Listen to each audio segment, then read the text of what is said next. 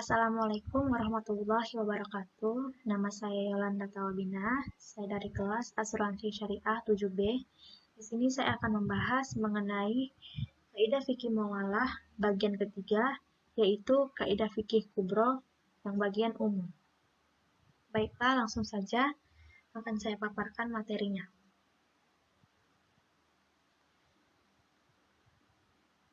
Dalam kaidah ini ada disebutkan mengenai al-masyaqqatu tajlib taisir, yaitu artinya kesukaran menyebabkan kemudahan.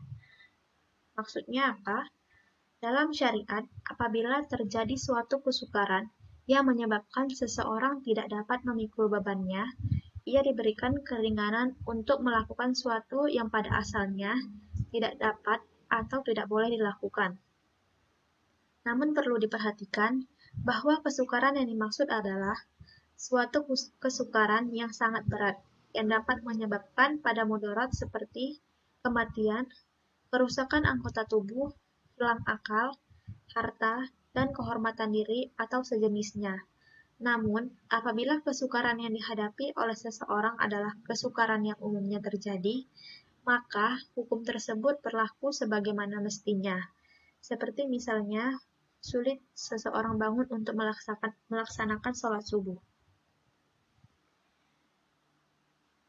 Jadi, kesukaran yang dapat menyebabkan kemudaratan dapat dicontohkan dalam kasus dibolehkannya seorang muslim memakan babi jika ia sedang tersesat dan dalam keadaan yang sangat tidak adanya makanan untuk dimakan, dengan konsekuensi jika ia tidak memakan babi tersebut, maka ia akan mati.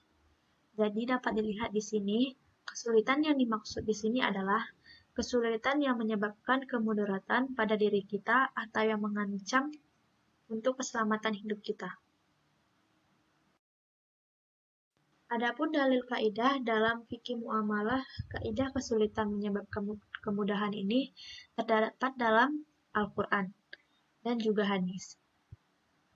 Auzubillahiminasyaitonirrajim. Bismillahirrahmanirrahim. Yuridullahu bikum yus wala yuridu bikum us, yang artinya Allah menghendaki kemudahan bagimu dan tidak menghendaki kesukaran. Quran Surat Al-Baqarah ayat 185. Yang kedua yaitu ada dalam Quran Surat Al-Baqarah ayat 286. Bismillahirrahmanirrahim. La yukallifullahu nafsan illa usaha, yang artinya Allah tidak membebani seseorang kecuali menurut kesanggupannya. Adapun hadis yang menjelaskan mengenai kaidah ini yaitu yang berbunyi yasiru wala yusir, buatlah mudah, jangan mempersulit. Hadis riwayat Bukhari nomor 69 dan Muslim nomor 1734. Aplikasi kaidah dalam muamalah. Di sini ada pengaplikasian kaidah kesulitan menyebabkan kemudahan dalam bidang muamalah. Yang pertama yaitu adanya kebolehan jual beli salam. Artinya apa? Yaitu menjual sesuatu yang belum dimiliki oleh penjual.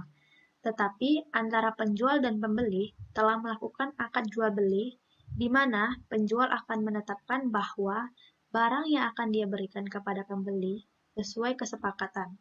Contohnya yaitu jual beli pakaian yang jadi, atau menempah baju atau barang yang belum tahu bentuk atau wujudnya saat akad berlangsung, itu diperbolehkan. Yang kedua yaitu kebolehan gharar dalam porsi yang kecil. Sebagaimana yang kita tahu, dalam bermuamalah, unsur gharar sangat dilarang dalam ajaran agama Islam.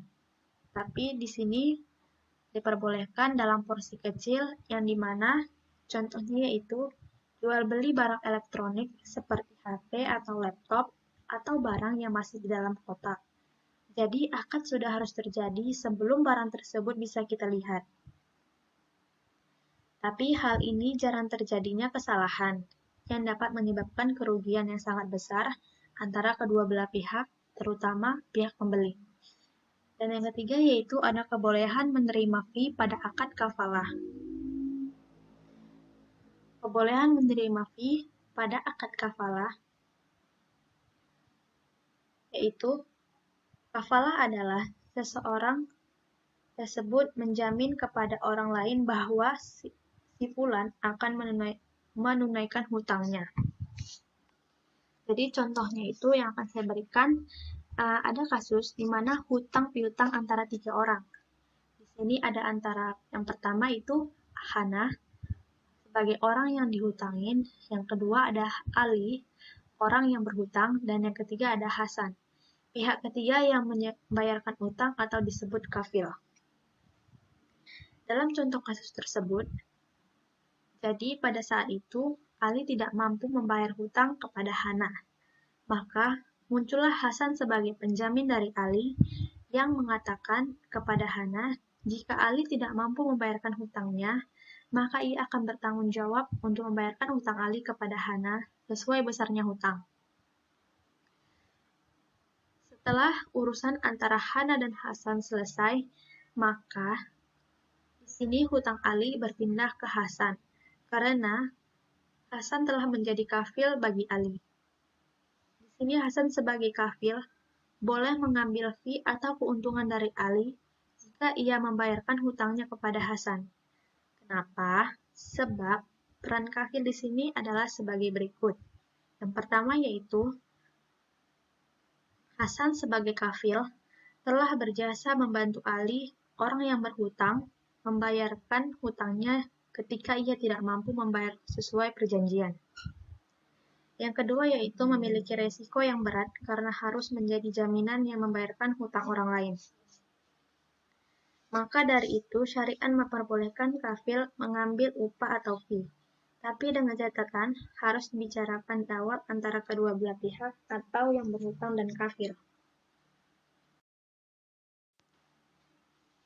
Yang terakhir yaitu kesulitan apa saja yang mendatangkan kemudahan. Yang pertama yaitu ada sakit, ada keringanan untuk tidak berpuasa. Yang kedua yaitu safar atau menyebabkan bolehnya mengqashar sholat atau mengerjakan sholat 4 rakaat menjadi 2 rakaat. Yang ketiga yaitu ada naqs atau kekurangan. Orang gila dan anak kecil ada keringanan dalam beberapa hukum syariat yang tidak diwajibkan bagi mereka. Wanita haid gugur dalam melaksanakan sholat dan tawaf wada. Tempat itu karena tidak tahu, dipaksa, keliru, maka dimaafkan. Sekian materi yang saya berikan, kurang dan lebihnya saya mohon maaf. Assalamualaikum warahmatullahi wabarakatuh.